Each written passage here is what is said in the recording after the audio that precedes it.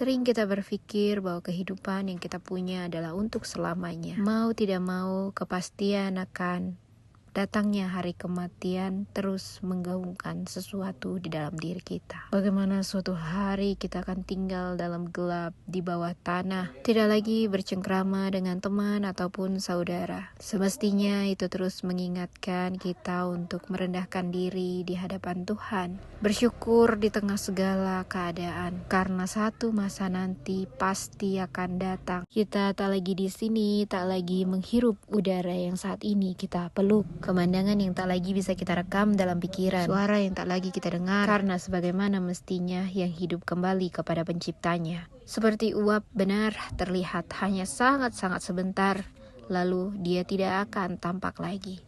Memento mori, ingatlah hari kematianmu.